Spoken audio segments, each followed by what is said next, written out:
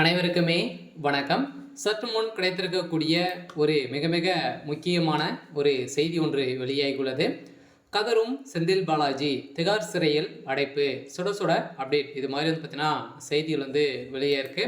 So அனைவருமே வந்து பார்த்தீங்கன்னா இந்திய முழுவதுமே ஒரு பேசும் பொருளாக மாறி இருக்கக்கூடிய சம்பவம் பார்த்தீங்கன்னா தமிழ்நாட்டில் வந்து முதல் முறையாக வரலாற்றிலே முதல் முறையாக வந்து பார்த்தீங்கன்னா டாஸ்மாக் கூடிய நிறுவனத்திலும், ஸோ அதே மாதிரி டாஸ்மாக் கூடிய அலுவலர்களும் பார்த்தீங்கன்னா நடந்த ரைடின் அடிப்படையில் இப்போ அதிரடியாக திமுகவுடைய தலைமையகம் ஸோ வசமாக சிக்கிக்கொண்டு தவித்து வந்திருக்கக்கூடிய நிலையில் தான் இப்போ செந்தில் பாலாஜியுடைய நிலை ஒட்டுமொத்தமாக முடிந்திருக்கு. சொல்ல மீண்டும் அவருக்கு வந்து சிறை காத்திருக்கு அப்படின்ற மாதிரி ஏற்கனவே பாஜகவுடைய மாநில தலைவர் அண்ணாமலை அவர்கள் வந்து பார்த்தீங்கன்னா சதுரடியாக சொல்லி வந்திருந்த நிலையில் திடீர்னு பார்த்தீங்கன்னா ஏற்கனவே அமைச்சர் துரைமுருகன் வீட்டில் வந்து ரைடுகள் நடந்தது. அதே மாதிரி 3 நாட்களாகவே நடந்தது. அதே மாதிரி செந்தில் பாலாஜி அதேமாதிரி பார்த்தீங்கன்னா ஜெகத் ரக்ஷன் அவருடைய சம்மந்தப்பட்ட 20க்கும் மேற்பட்ட பேர்களுடைய வீட்டில் வந்து பார்த்தீங்கன்னா அதிரடியாக 3 நாட்கள் தொடர்ந்து நடந்த ரைடின் அடிப்படையில் எக்கச்சக்கமான பணங்களும் மூட்டமடியாக சிக்கியது.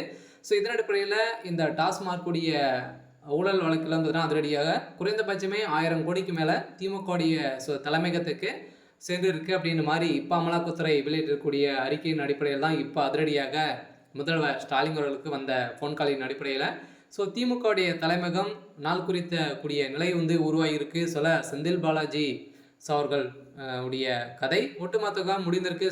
திமுகவில் வந்து பார்த்தீங்கன்னா அவர் வந்து நீக்கப்பட்டிருக்காங்க. இப்போ சிறையில் அடைக்கப்பட்டிருக்காங்க. இதன் அடிப்படையில் தான் திமுகவுடைய தலைமையகத்துக்கு ஒரு மிகப்பெரிய ஒரு இடியாக விழுந்திருக்கு. எல்லாம் வருகின்ற சட்டமன்ற தேர்தலுக்குள்ளே திமுகவுடைய கூட்டணி ஒட்டுமொத்தமாக ஒழிக்க வேண்டும் அப்படின்ற மாதிரி தான் அனைத்து கட்சிகளுமே செயல்பட்டு வந்திருக்கக்கூடிய நிலையில் தான் இப்போ திமுக இருக்கக்கூடிய முக்கிய புள்ளிகளாக வந்து தூக்கியிருக்காங்க. அடுத்து செந்தில் பாலாஜி அவர்கள் வந்து பார்த்தீங்கன்னா திகார் சிறையில் வந்து இருக்கார்.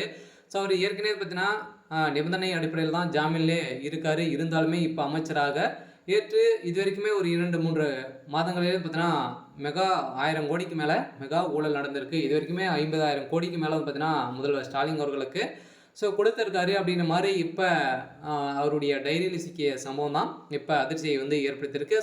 முதல்வர் ஸ்டாலினுடைய கதையும் முடிய போகுது. பார்த்தீங்கன்னா ஏற்கனவே ஜெய்ஸ் கெய்ர்வால் வந்து பார்த்தீங்கன்னா அவருடைய நிலைமை தான் முதல்வர் ஸ்டாலின் அவர்களுக்கும் நடக்க போகுது.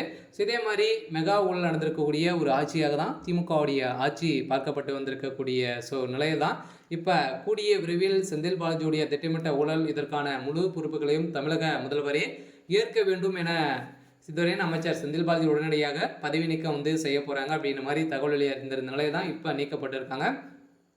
நீதிமன்றம் கிடைத்த ஆதாரத்தின் அடிப்படையில் முதல்வர் ஸ்டாலின் அவர்களும் கூடிய விரைவில் கைது செய்யப்பட போகிறாங்க அப்படின்ற மாதிரி தான் இப்போ தகவல் வெளியாக இருக்குது. சரி, ஓகே. எனக்கான அப்டேட் வந்து இது தான். மறக்காமல் நம்மளுடைய சேனலை சப்ஸ்கிரைப் பண்ணி சப்போர்ட் பண்ணுங்கள். தேங்க்யூ.